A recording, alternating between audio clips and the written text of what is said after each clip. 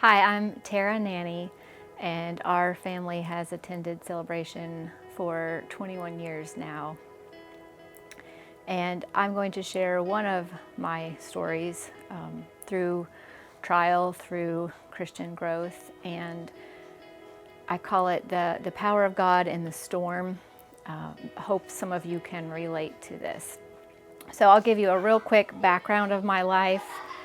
So I have a history of chronic illness, and the chronic illness led to emotional distress, and the emotional distress leads to anxiety, which leads to fear. And when you get to that point, you feel a loss of control over your life. So I've struggled with feeling like I'm out of control and a desire to control things around me and in an effort just to feel better. So this story starts in, I think it was the fall of 2012, and Robert was preaching one Saturday night, and the sermon was about trusting God. And, you know, no surprises there. That's a common theme at Celebration. And for some reason, his words just really gripped me that night, and I was listening carefully, and I was feeling conviction. And then he went a step further and said, we all have areas in our lives we're attempting to control. And I want everyone now to close your eyes and ask the Holy Spirit to reveal to you where you're attempting to control in your life. So we had a moment of silence, and I closed my eyes, and it hit me like a ton of bricks. Our area, my area, I was trying to control was birth control. And just to give you a little background, we, at that point, already had 5 children, 2 teenagers, 2 elementary school students, and a 1-year-old. So I'm sitting there in the service listening to this, and all of a sudden there's this inner struggle in my soul. And I'm pretty sure from that point I didn't hear anything else he said after that. So after weeks of wrestling with this, I finally conceded to God, okay, I'll talk to Stuart. We've been married 19 years. I was 40 at this point. I felt like I know him and I know what he's going to say. First of all, he's going to laugh, and then he's going to tell me I've lost my mind. So, all right, God, after he says that, then I'm off the hook. So I talked to Stuart about it and went through how I'd been wrestling with it, but I gave him all the reasons why it was a bad idea and gave him full permission to just say no, and we'll just shut it down and it's over. A few weeks later, he came back to me and he said, you know, I feel like God's convicting me in the same area he's convicting you, and we need to trust God in every area of our lives, and this is one area he's asking us to let go of. I was totally stunned. And so at that point, what are you going to do? You can't backpedal and undo what you said. So I'm like, okay. I did feel convicted to get our finances in order, so we signed up for Financial Peace at Celebration. That was a fantastic 12 weeks. I would highly recommend it, and God used that to change that path for us. Well, while we were in that course, it was February 7th, 2013. It was David's 2nd birthday. Found out I was pregnant. And we were surprised, even though we said we'd trust God. And I thought, you know, God called us to this, and this is going to be a great pregnancy. I'm going to feel good. Everything's coming together. This is going to be amazing. Well, the reality was within a couple of days, I started feeling pretty bad. And within a week, I was full-blown worse I'd ever been pregnant. It was a whole new level of crazy.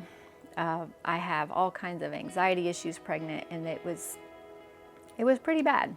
Underneath it all, we had our small group praying for us. I had a couple of prayer warriors praying for me specifically. Think of Sylvia. I'd call her up at night just in tears and say, I don't know how I'm going to make it through another day. And she would pray. from the top of my head to the soles of my feet, and she said, I'm going to pray for you every day through this pregnancy. You're going to make it, and there's going to be a victory here. And our parents were praying. I mean, I don't even know how many people prayed for us. And if you've ever been in a dark place and you were able to say, hey, I need help, it's a blessing when people pray for you, because you never know what kind of breakthroughs God's going to do in your life. So through a very difficult pregnancy, we made it right to the end. And just maybe 2 weeks before I delivered, I started feeling better. And I was encouraged, and I thought, okay, we're on the home stretch. This is going to be great. Isaac was born on November 4th, 2013, and it was even a pretty easy labor and delivery. And I was just thanking God and thinking, okay, God, you've seen us through. This is going to be great. We have another child. And then when Isaac was 2 weeks old, it was very obvious that something was wrong with him, because he never stopped crying. He cried all day, cried all night, never content. So I took him to the pediatrician, and I was told he had colic. And I'm like, well, what's colic? We've never experienced this before. And then I find out colic is pretty much a catch-all diagnosis for the baby's crying and we don't know why. So we did some gas drops, tried some different things. And then over the months as he got older, it got progressively worse, to the point it was frightening. We were going from one specialist to the next, to the next. The crying was getting worse. He was just in pain all the time. We weren't sleeping. Our parents would help us. My mom would take him a couple nights here and there just so we could sleep. We had shifts through the night with the older kids where everybody take them an hour and a half or 2 hours, and then we'd take over at 3 or 4 a.m. And so we lived like this for a long time, and we kept calling out to God and saying, God, we trusted you. Why are we struggling? Why is this child in pain? Why are we going through this? And I will say at the time, I didn't understand, and I couldn't see why, and I couldn't see any hope. And once again, we had people praying. And so this continued until one night, it was so bad. The crying was a whole new level than we'd ever experienced before. And I handed him to Stuart, and I said, I don't know what to do. And I'm standing beside him. He's, trying to bounce him and calm him down. And all of a sudden, Isaac's eyes rolled back in his head, and he went limp, and it was silent. And I just sat there, and I was so shocked. And I'm like, God, he just died. And Stuart started yelling, call 911.